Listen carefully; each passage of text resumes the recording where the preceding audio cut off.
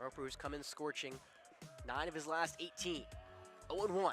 He lines that one in the right center field. Bright coming on. He can't run it down. It gets into the gap for extra bases.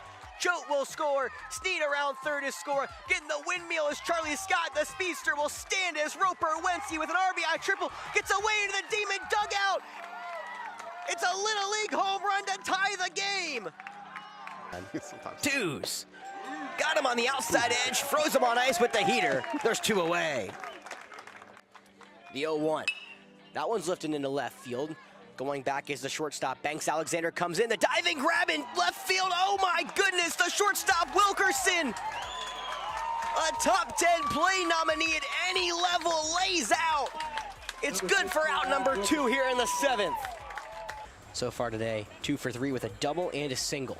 First pitch, Chetwood goes. The pitch, that one shot in a deep right field. Going back is Suggs. He will watch it hit the wall. One bouncing Chetwood, who got a great jump, will race around third with no throw. Murray on his way to third. He will stand with an RBI triple off the right field wall.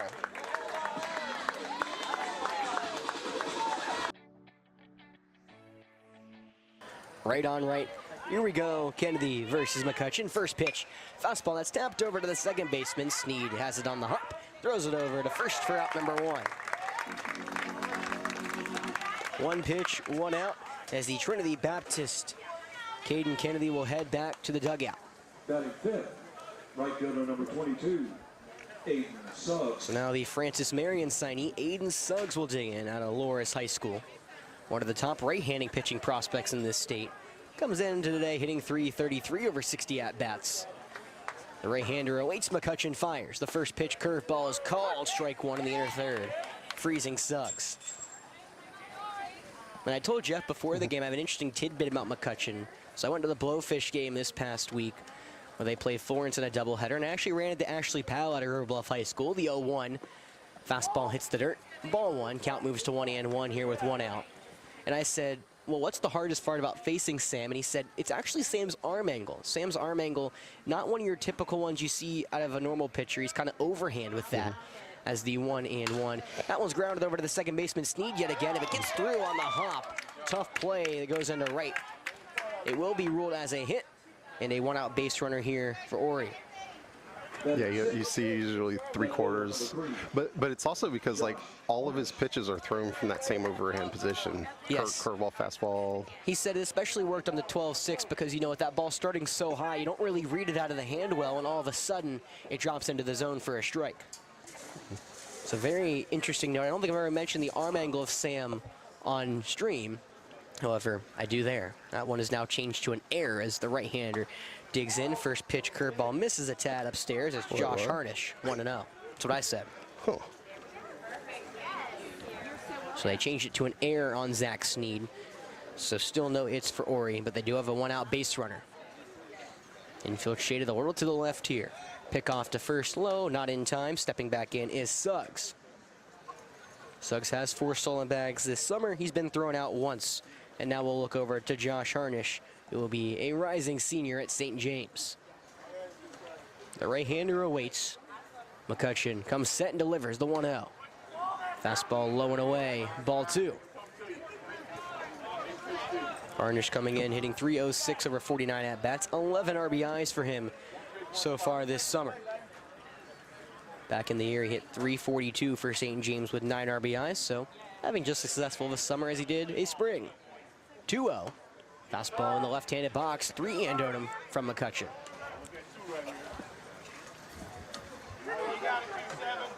So 3-0 the count, 1 gone, runner at first for Ori as they trail 2-0 against the 2-1-5 here in the top of the second. McCutcheon comes set and fires. The 3-1 fastball misses up around the letters. A 4-pitch walk to Harnish puts runners at first and second.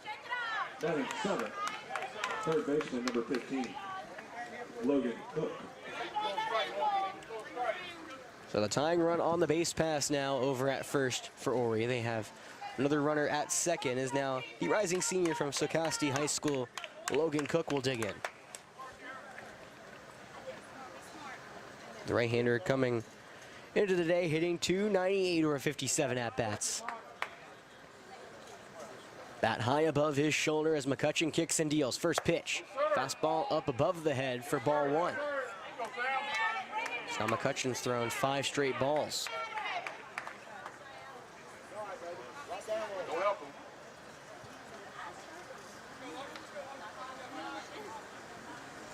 The 1-0 from McCutcheon.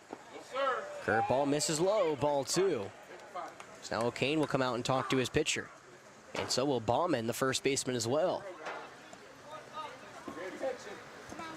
Well, McCutcheon with a very uncharacteristic McCutcheon game. They were about 4 earned runs over the loss against Chapin Newberry. That was the loss that the 2-1-5 had last week that put us in a must-win situation on Thursday, which Monty Lafitte and Hank Collins delivered on the hill, punching our ticket to a 1 seed here, beating out West Columbia and Lexington. Ori third in their region, however, they got a tough slot as they had to face Florence about 4 or 5 times, who's notoriously very good at Legion. Yeah. 2-0 count, 1 gone. Runners at first and second for Ori here in the top of the second. The pitch from McCutcheon. The fastball call, strike 1 in the low inner third of the zone. It's a big pitch from McCutcheon after 6 straight pitches that missed out of the zone. He finally finds one. Count moves to 2-1.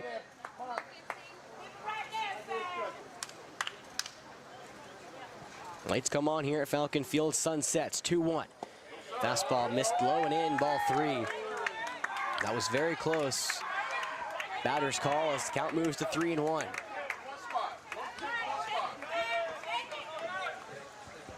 Again, you can hear the crowd, 215. Have a very filled out section over to the right of me today. Looking to see if they can get out of the trouble here in the top of the second. The 3-1. Fastball called, strike 2. Outer third of the zone as Cook didn't take the bat off the shoulder. He might have to. 3-2 count, 1 away for the rising senior. McCutcheon comes set in his close stance on the rubber. He kicks and deals the payoff. Fastball, got him looking, strike 3. Froze him on ice with the heater, and there's 2 away. Strikeout number 4 for McCutcheon this evening. Now Ori 2 away, needs some timely hitting. It'll have to come from their first baseman, Jake McCracken. The right-hander steps in, going to Francis Marion next year. First pitch from McCutcheon. Curveball called, strike 1, outer third. That one looking more like an additional curveball rather than the 12-6 he's thrown. Does paint the outside part of the plate, 0-1. McCracken coming in, hitting .211, over 38 at-bats this summer. The 0-1, fastball swung through. Low heat, 0-2.